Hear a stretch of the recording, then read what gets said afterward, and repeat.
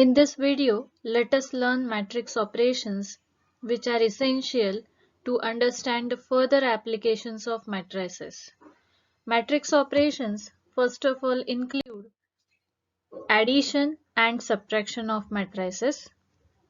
For these operations, the dimension of the two matrices to be added or subtracted should be same as the corresponding elements get added or subtracted. Matrices of different sizes cannot be added or subtracted. This is an example where the dimension of the two matrices are same and the third matrix obtained also has the same dimension. When it comes to addition of two matrices, every corresponding element is added. Similarly, in case of subtraction also, the two matrices in the operation are of same dimension, resultant matrix is of the same dimension, and every corresponding element gets subtracted, that is 6 minus 1 gives you 5, 4 minus 2 gives you 2, 2 minus 0 gives you 2, in the same way for the second row.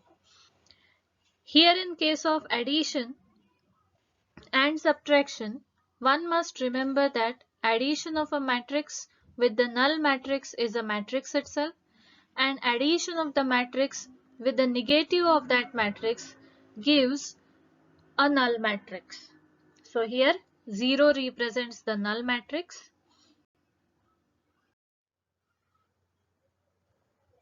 Next is scalar multiplication. When any matrix is multiplied by a scalar, then its every element gets multiplied by that scalar.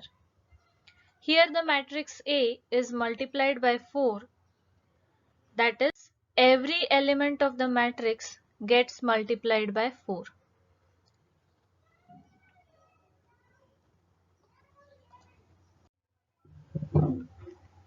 Further, the operation of matrix multiplication is very important and used many a times. Here we need to remember that the two matrices to be multiplied should have number of columns in the first matrix equal to the number of rows in the second matrix. Here matrices A and B must be conformable.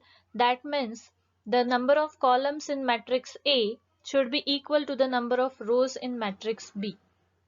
The resultant matrix has the dimension as the number of rows in A and the number of columns in B.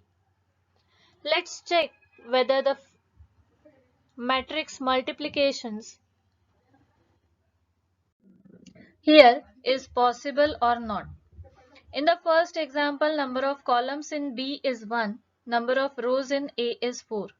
So obviously the matrix multiplication is not possible as the values are not equal. In the second case, can you guess?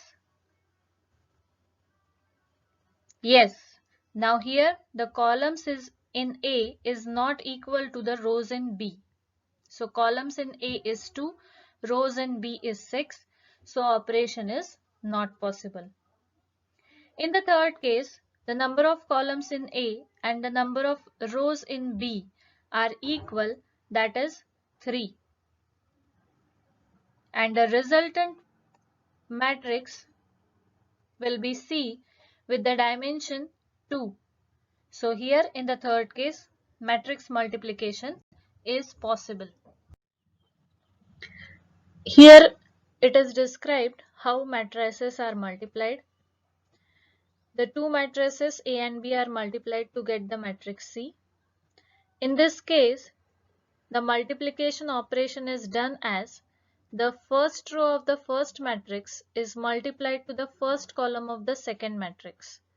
The corresponding elements, that is A11 into B11, this A11 into B11 plus A12 into B21, A13 into B31.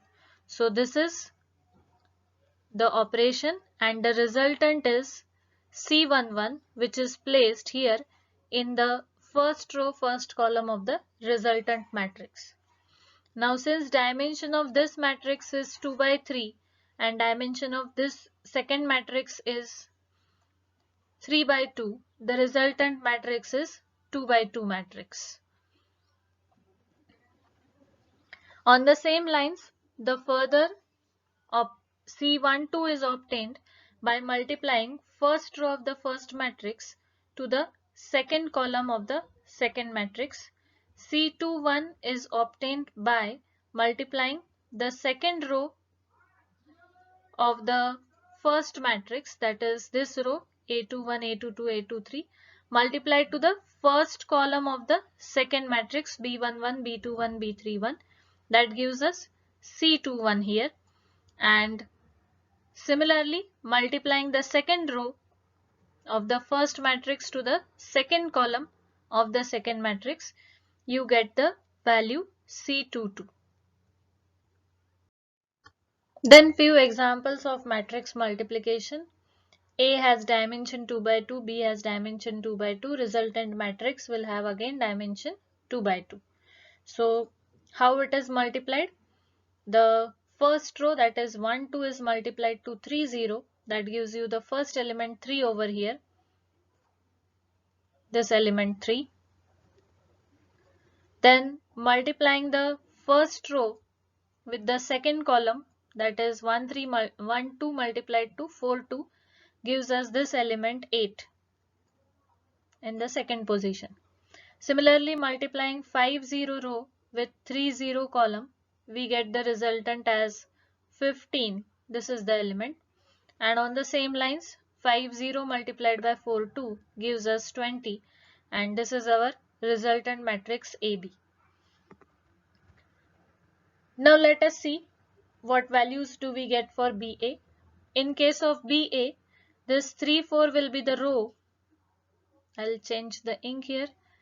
This 3, 4 will be the row and 1, 5 will be the column, and 3, 4 multiplied to 1, 5, that is 3 into 1, 4 into 5 gives us the resultant 23 here. Similarly, 3, 4 multiplied to 2, 0 gives us 6. Then the second row, that is 0, 2 multiplied to 1, 5 gives us 10, and 0, 2 multiplied to 2, 0 gives us 0. So here we can see that A into B and B into A are not equal, and therefore we can say that matrix multiplication is not commutative. So we have seen that AB and BA are not necessarily equal, and also at times BA not may be conformable. That means multiplication of B into A may not be possible. For this, we consider this example where A has dimension 3 by 3, B has dimension 3 by 2. So the number of columns in A is equal to the number of rows in B, and therefore A into B is possible, and this matrix multiplication you can easily do. Then in case we want to find out BA, now the number of columns in B is 3 but the number of rows is 2. Whereas number of rows in matrix A is 3. So as the number of columns in B and number of rows in A are not equal, and therefore BA is not conformable, or multiplication of matrix B into matrix A is not possible. Considering one more example where the two matrices are rectangular matrices with the dimensions 2 by 3 and 3 by 2. So the number of columns in the first matrix equal to the number of rows in the second, that is equal to 3, and therefore this matrix multiplication is possible, and resultant matrix is a 2 by 2 matrix having elements 31, 21, 63, 57. Now if we interchange the matrices, that is the number of columns in the matrix is 2 now, and the number of rows in the second matrix is 2. So we have interchanged the matrices here, and when we carry out this matrix multiplication, we get the resultant matrix as a 3 by 3 matrix, and again here we can say that A into B is not equal to B into A. In case of multiplication of matrices, we must remember that whenever identity matrix is multiplied to a matrix A or A is multiplied to the identity matrix, the resultant matrix is always equal to the matrix A itself. And this can be easily seen with the following example. On the same lines, if A and B are two matrices whose multiplication comes out to be a null matrix, then it is not necessary that A or B or both are equal to 0. Clearly from this example, you can see that both the matrices A and B are non-zero matrices and the resultant matrix is a null matrix.